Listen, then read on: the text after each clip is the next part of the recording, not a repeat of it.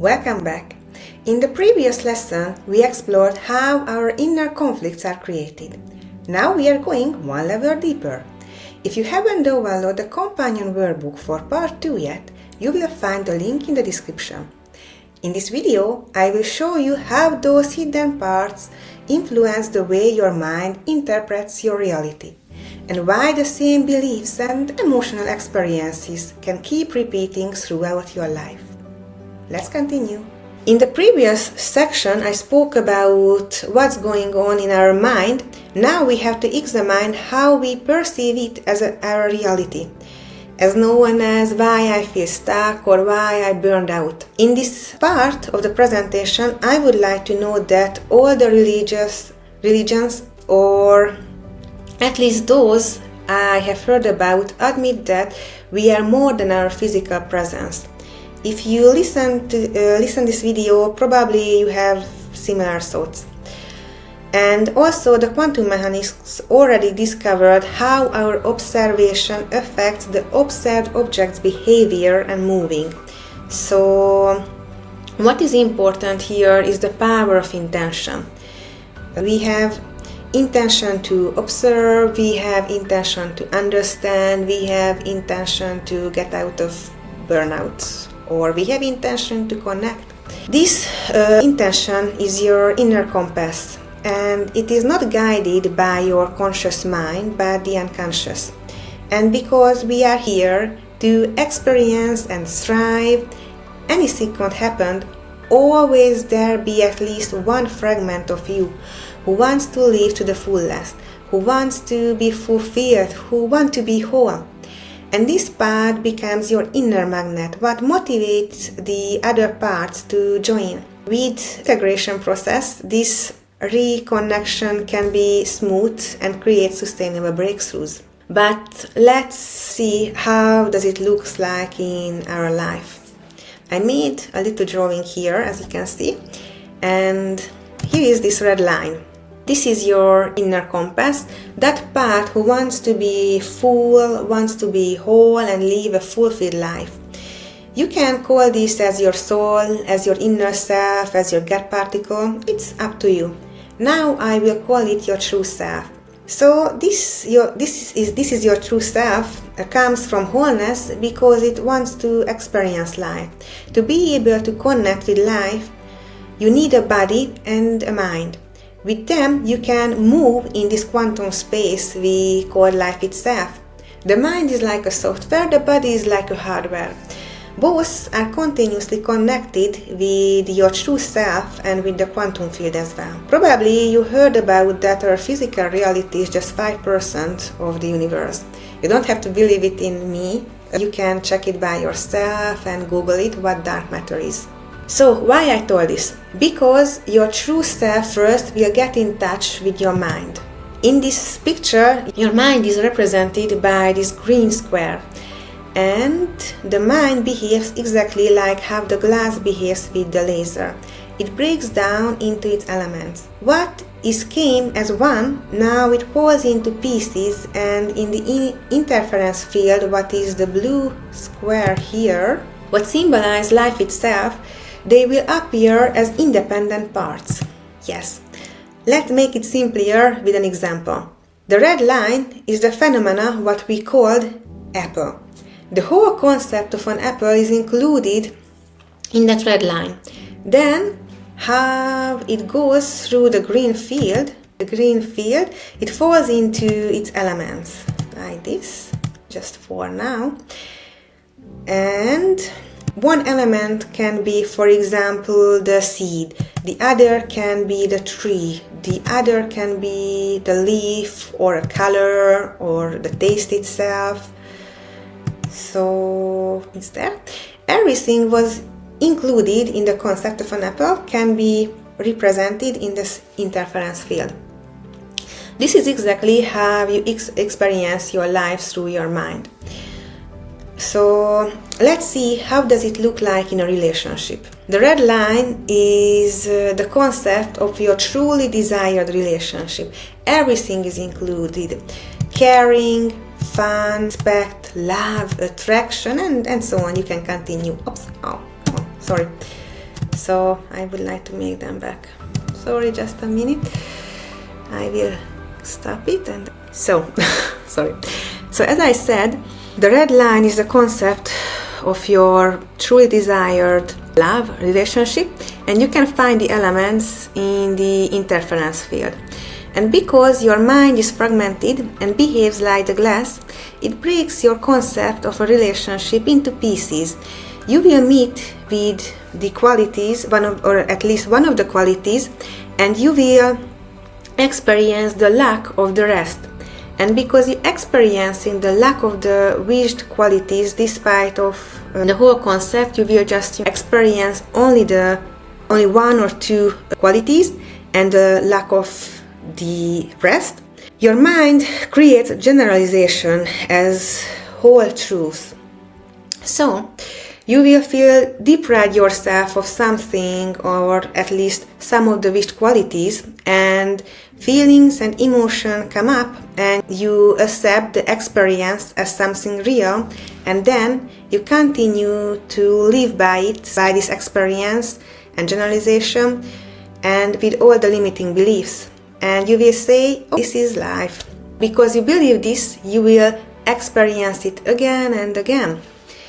And for now, can you see how one of the concepts, as you're experiencing it, creates the feeling of deprivation and separation? And how many times have you accepted experiences like this as general truth? And all the events where you experience just one part of the whole concept creates many beliefs that forming your value system, gives you fears and goals and so on. This is how your parts are created. And of course, you don't have to remember all of them. It would be too much information. And this is the reason why mind suppresses them, at least 99% of them. So, do you remember when I said all the parts has their personalized value system and belief system?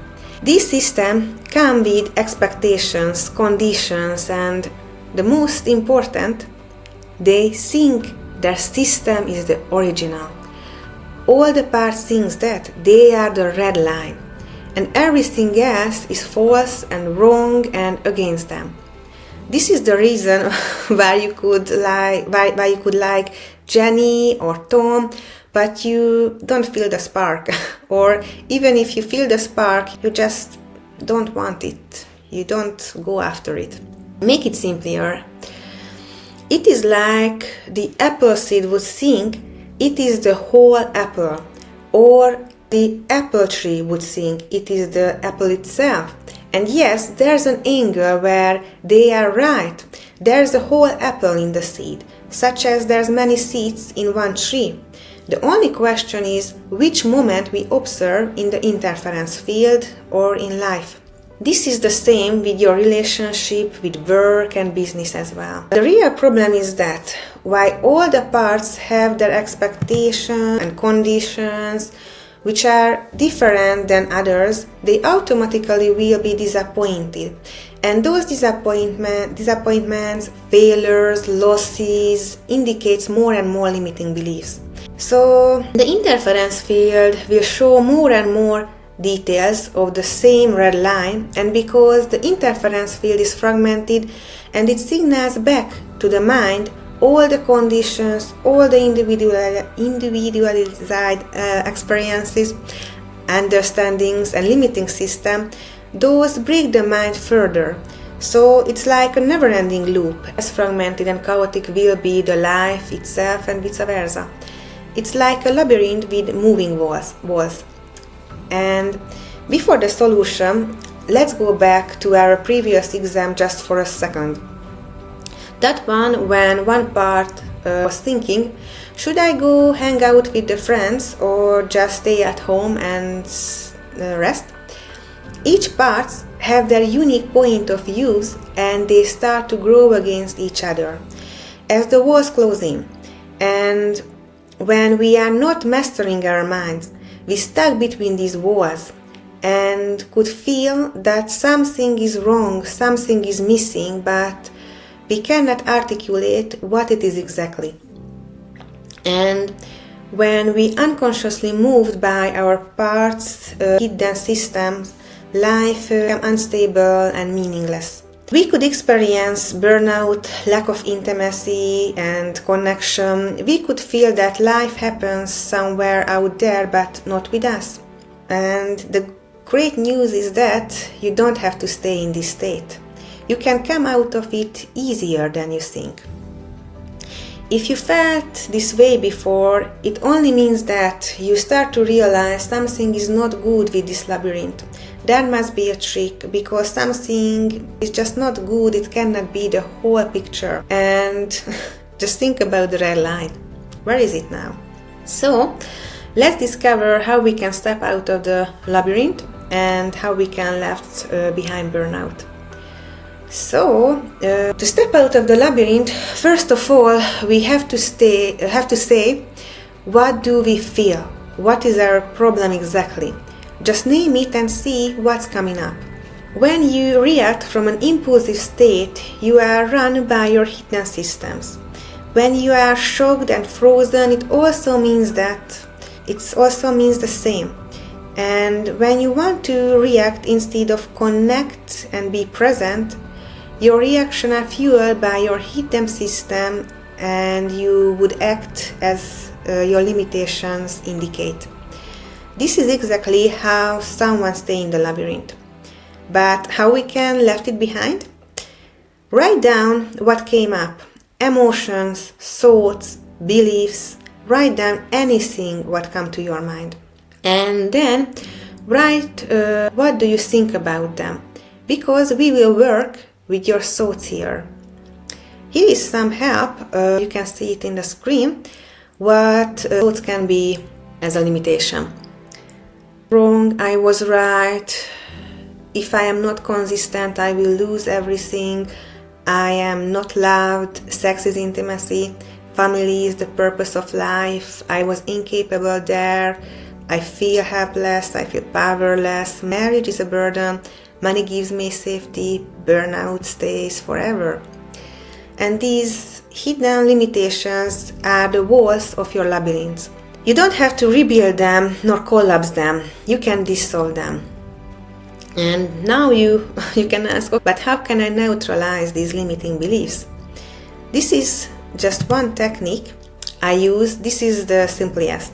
I explain it now, so you can use it anytime, and at the end of this presentation, I will guide you through the extended version.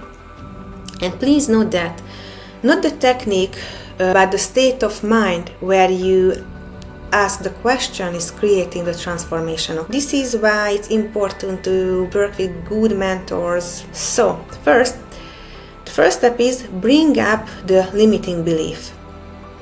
Bring up that one you want to neutralize, and ask your unconscious mind to guide you to that story where it appeared at the very first time. Just see the story, and you are not going into it, but just observing it from above like a bird, and just watch it. This was the step 2, and then and the step 3, watch like the bird, and step 4, ask yourself when it's comfortable to see when you feel it's comfortable, when you feel it's okay for now to see, to observe it. Ask yourself, was this thought or belief really true for me, or did I believe it because of what happened? And then ask, what was the benefit of believing it? Here you are looking for the positive learnings, and it always must be positive. This is very important. And then you can ask it, should it be true now? And if you start to smile or feeling relief coming, it's a good sign. Your mind's wall is dissolving and your limitation is neutralized. You can do this anytime you want, but a calm atmosphere is highly recommended. And now let's do together the extended version. You now understand the framework, but understanding alone rarely creates lasting change. Real transformation happens when your unconscious mind has the opportunity to experience something different. continue with part 3, or if you are ready to create lasting change, learn more about coaching at codeofthemind.com.